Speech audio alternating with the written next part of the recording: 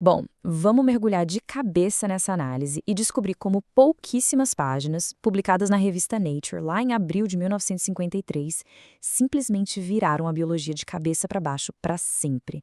É quase inacreditável pensar que um dos maiores mistérios de toda a ciência foi solucionado de um jeito tão direto ao ponto. A gente está falando de um documento original que tinha pouco mais de uma página, mas que carregava o peso de uma verdadeira revolução científica. E convenhamos, os ecos dessa revolução estão em tudo o que fazemos hoje na genética. Olha só essa frase de abertura do James Watson e do Francis Crick. É incrivelmente modesta, não é? Mas ela prepara o terreno para nada menos que a maior história de detetive científico de todos os tempos. Tem uma elegância muito única em anunciar a descoberta da chave da vida com uma afirmação tão cautelosa, tão contida. A verdade é que eles sabiam exatamente a magnitude do que tinham em mãos. Para a gente apreciar de verdade o peso dessa descoberta, é preciso entender o tamanho do quebra-cabeça que eles tentavam montar. Naquela época, a comunidade científica já sabia que o DNA existia, isso era fato, mas o formato estrutural dele em 3 dimensões era um mistério absoluto. E na biologia, sem conhecer a forma, é simplesmente impossível entender a função. Parte 1. O mistério genético. A corrida estava a todo vapor no mundo inteiro. Vários laboratórios com pesquisadores brilhantes tentavam desesperadamente mapear a arquitetura molecular exata desse material biológico, que já era o principal suspeito de guardar nossa herança genética. E o mais frustrante é que os ingredientes químicos básicos já eram conhecidos, sabe? Os açúcares, os fosfatos, as 4 bases nitrogenadas, mas as mentes mais geniais da época estavam completamente travadas em como esses blocos microscópicos se encaixavam no espaço. É literalmente como ter todas as peças de um quebra-cabeça gigante espalhadas na mesa, mas sem a imagem da caixa para guiar a montagem. Parte 2. Modelos iniciais falhos. E a mudança de arquitetura entre os modelos propostos na época é fascinante. Até mesmo o genial Linus Pauling errou feio aqui.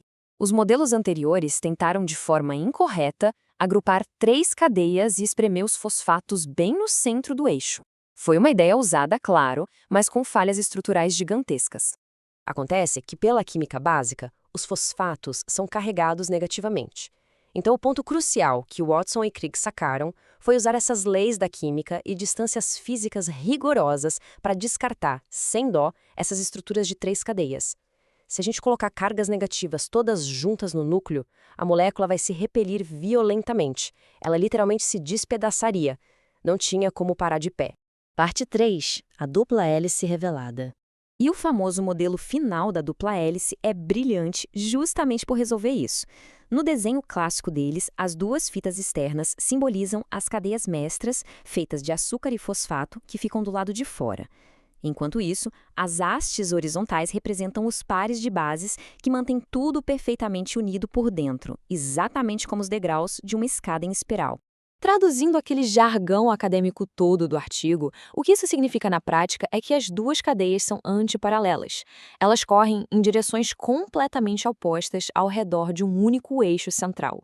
É basicamente uma rua de mão dupla em nível molecular. Parte 4. As regras de pareamento. Mas como esses degraus se conectam?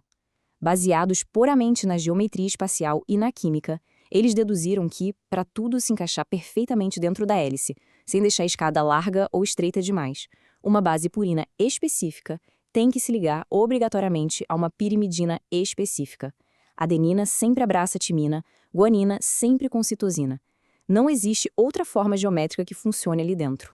E o grande pulo do gato aqui é que essa regra super rígida de pareamento significa que um lado da escada do DNA funciona como um molde exato, totalmente inflexível para o outro lado. Essa complementariedade perfeita é a grande chave, a verdadeira mágica por trás da molécula. Parte 5. A evidência do raio-x. Só que um modelo matemático lindo não serve para muita coisa sem a prova física, certo? É fascinante notar como o padrão físico em forma de X no raio-x real bate perfeitamente com o padrão matemático teórico que se espera de uma hélice. A natureza e a matemática simplesmente deram as mãos aqui. Aquele X na imagem quase grita a palavra hélice para qualquer um que saiba ler os dados. Os números contam a história completa. Essas medidas extremamente específicas não só confirmaram o formato, como cravaram que a molécula dá uma volta completa a cada 10 pares de bases. Essa precisão molecular absoluta cravada ali nos 3,4 e 34 angstroms, foi o que chancelou totalmente a viabilidade física da dupla hélice. Parte 6. O mecanismo de cópia. Entregue com aquela sutileza imensa e totalmente proposital, essa frase lendária é basicamente a maior largada de microfone da história da academia. É a constatação pura e simples de que o próprio formato do DNA explica como os genes se abrem, se copiam e passam a vida adiante. A estrutura revela a função. É de arrepiar. Deixando essa provocação no ar, é surreal pensar que desvendar essas regras estruturais tão rígidas, juntando só química básica e algumas imagens borradas de raio-x, foi a faísca de toda a revolução biológica moderna. Entender a base literal de tudo que conhecemos nos faz pensar nas maravilhas absurdas que os dados de hoje ainda vão revelar no futuro. A ciência é, sem dúvida, a nossa maior aventura.